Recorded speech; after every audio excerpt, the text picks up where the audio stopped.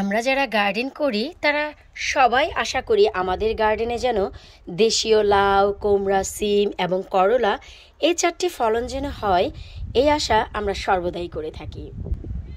গাছে ছোট ছোট করলা ধরবে আর গাছগুলো ঠিক এতটাই হেলদি থাকবে, কোনো রকম পোকামাকড় থাকবে না, সবুজের ছোঁয়ায় যেন চতুর্দিক একেবারেই ভরে যাবে। যেখানে তাকাবো সেখানেই মনে হবে এত বেশি করলা কিভাবে সম্ভব হলো। হ্যালো এভরিওয়ান, আসসালামু আলাইকুম। কেমন আছেন আপনারা সবাই? আলহামদুলিল্লাহ, আমি তো অনেক ভালো আছি। আশা রাখছি আপনারাও সবাই ভালো আছেন। আজ আমি আপনাদের জন্য এমন একটি ভিডিও নিয়ে এসেছি যেখানে স্বপ্নের দেশে এসেও আমরা আমাদের স্বপ্ন পূরণ করতে পারি। আর তা কি, আমাদের সবারই স্বপ্ন থাকে যে আমাদের গার্ডেনে দেশীয় লাউ, কুমড়া, সিম, করলা এগুলো আমরা ফলন করব এবং ভেন্ডি, তাও আবার রোগমুক্তভাবে যেন আমরা অনেক বেশি করলার ফলন করতে পারি। কিন্তু দেখা যায় যে আমরা এই করলা গাছের ফলন করতে গিয়ে অনেক স্ট্রাগল করি। করলা গাছ ভালোভাবে বড় হয় না, বাঁচে না, মরে যায়, লাল হয়ে যায়।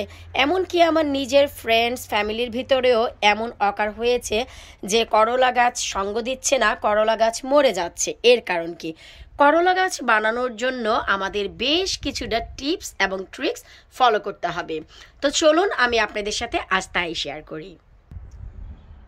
এই যে আপনারা করলা গাছের মাচাটি দেখতে পাচ্ছেন, এত বেশি হেলদি, যেখানে এত চমৎকার করলা এসেছে, তাই না? আর এই যে দেখুন পাতাগুলো একেবারে রোগমুক্ত, ভেজাল মুক্ত, কালো পিঁপড়া মুক্ত মাচায় ভরে গেছে। যে করলা গাছটি আপনারা এইমাত্র দেখতে পেলেন, ওই যে দেখুন বাহিরে দেখা যাচ্ছে, এই হচ্ছে আমার কনজারভেটরি, যার জন্ম এই ঘরেই হয়েছে। তো করলা গাছের যে আমি যত্ন দিয়েছি এবং বড় করেছি এই কনজারভেটরিতে, এপ্রিল মে মাসে যখনই রোদ উঠেছে আমার এই কনজারভেটরির তাপমাত্রা 40-এর উপরে হয়ে যেত, 40 ডিগ্রি। তার মানে বুঝতেই পারছেন যে করলা গাছের জন্য কতটা তাপের প্রয়োজন।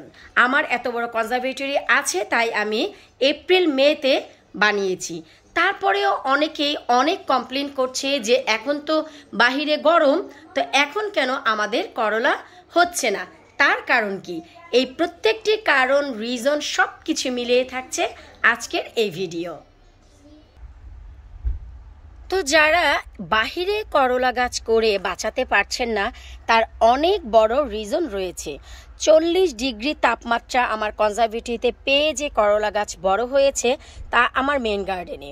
তো তা দেখে এত সবাই পছন্দ করেছেন এবং সবাই কম বেশি করলার ফলন করতে যাচ্ছেন, কিন্তু সবার গাছই মরে যাচ্ছে। যেমন কি বললাম, আমার নিজের ফ্রেন্ডস ফ্যামিলির ভিতরেও এমন হচ্ছে এবছর। কারণ এটি হচ্ছে আমাদের একটি ট্রপিক্যাল কান্ট্রির সবজি, যা অনেক বেশি গরম বহন করে। করলা কিন্তু অনেক গরম চায়। আমাদের লাউ, কুমড়ো গরমে হয়, কিন্তু লাউ এমন একটি সবজি যেখানে অনেক বেশি গরমের সাথে সাথে বৃষ্টি বা ঠান্ডারও প্রয়োজন। কিন্তু এই যে ইনি হচ্ছে শুধু গরম চায়। তো আমার ঘরে যে তাপমাত্রা পেয়েছে কনজারভেটরিতে 40 ডিগ্রি, এখন কিন্তু আমাদের ইউকেতে 40 ডিগ্রি তাপমাত্রা পাওয়ার স্বপ্ন। তো সেই জন্য বাহিরেও অনেকের গাছ হচ্ছে না। তো এখন আমরা কি করতে পারি? আমরা হচ্ছে গাছে ইনসুলেশনের ব্যবস্থা করতে পারি, যার ফলে গাছগুলো হেলদি হয়ে বেঁচে যাবে।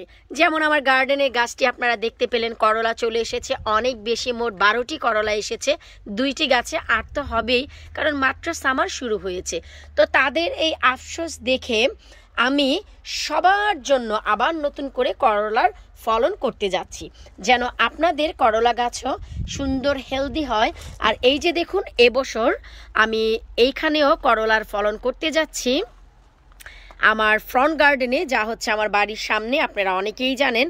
তো এখানে যে করলা দিয়েছি তার মাচা হিসেবে এই যে ট্রেলিস ব্যবহার করেছি, আর উপরেও আমি প্লাস্টিকের নেট দিয়েছি যেন করলার ডালপালাগুলো বেয়ে যেতে সুবিধা হয়। তো যাই হোক, এর ভিডিও আমি অন্য সময় করব, কিভাবে আপনারা করলা গাছকে ইনসুলেশন দিয়ে এই সামারে বাঁচিয়ে রাখতে পারেন। কারণ সবার তো কনজারভেটরি নেই, এটি একটি সত্যি কথা। আর অনেকের কনজারভেটরি থাকলেও ততটা জায়গা নেই যে আমরা এত বড় বড় পট রেখে সেখানে করলার ফলন করব। তো আমরা কি এমন কাজ করতে পারি? মাত্র 2টি কাজ আপনার করলা গাছকে বাঁচিয়ে রাখবে এই সামারে। তো ফার্স্ট যে কাজ তা হচ্ছে আমি আপনাদের সাথে শেয়ার করতে যাচ্ছি। এই যে করলা গাছ, যখনই দেখবেন করলা গাছে 10 থেকে 12টি পাতা হয়েছে, তার 1G কাটিং। এটি হচ্ছে ফার্স্ট অফ অল অধিক ফলন পাওয়ার জন্য আমাদের এই কাজটি খুবই খুবই খুবই জরুরি। সবাই আমাকে প্রশ্ন করে যে আপু, লাউ কুমড়া ছাড়া অন্য কোনো গাছে কি 1G 2G কাটিং হয় নাকি? কেন হবে না রে ভাই? প্রত্যেকটি গাছেরই হাত পা বড় হয়, সন্তান হয়, নানা নানি হয়, দাদা দাদি হয়। তো এদের যেহেতু শাখা প্রশাখা বের হয়, তবে কেন আমরা এই যে দাদার যে হেড বট গাছের যে ছায়া রাখবো? বট গাছের ছায়া যদি বাঁচিয়ে রাখি, বাপ চাচারা জায়গা পাবে কোথায়? আর বাপ চাচারা যদি না আসে, আমাদের সন্তান দেখবো কোথা থেকে এই 2-3 মাসে? তো এই যে দেখুন মাথার উপরে যে জিনিসটি, এই জিনিসটিকে আমাদের কেটে দিতে হবে। এই যে একেই বলা হয় 1G কাটিং। এখনো পর্যন্ত আমার অনেক লাভলি ভিউয়ার্স, ভাইয়া, আপু, আঙ্কেল, আন্টি অনেকেই জানে না যে কিভাবে 1G কাটিং করতে হয় এবং এটা কি। তো 1G কাটিং এর ফলেই আপনারা অধিক ফলন পাবেন। তো এই যে আমাদের ফার্স্ট যে কাজ 1G কাটিং, তার সাথে সাথে নিচের দিকের যে পাতাগুলো, সেই পাতাগুলোকে ছাঁটাই বাছাই করে দিতে হবে।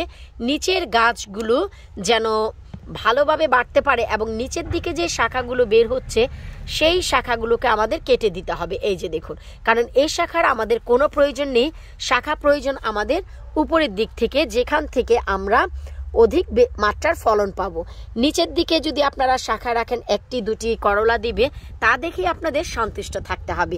কিন্তু কেন রে ভাই, এত কষ্ট করে আমরা তা কেন নিব? আমরা হচ্ছে বাম্পার ফলন চাই।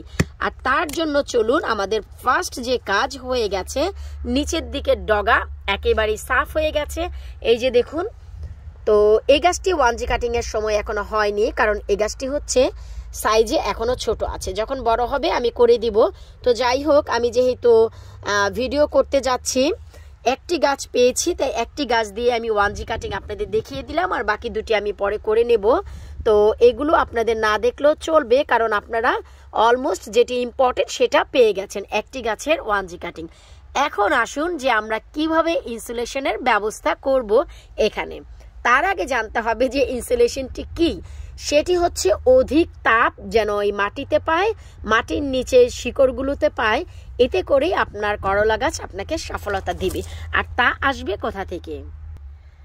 আর তা আসবে হচ্ছে ড্রাই বেল বা স্ট্র থেকে। এইগুলো আপনারা যে কোনো গার্ডেন সেন্টারে, শপিং সেন্টারে অ্যাভেলেবেল পেয়ে যাবেন। এই যে ড্রাই বেল অথবা স্ট্র, ড্রাই স্ট্র একে বলা হয়, যা আমাদের বাংলাদেশে খ্যার খ্যার খ্যার, ভাই আমরা খ্যার বলি। তো এগুলো এখন হয়ে গেছে ড্রাই বেল বা স্ট্র। এখন যাই হোক ভাই, ইংলিশের সাথে সাথে বাংলাও বলে দিতে হচ্ছে।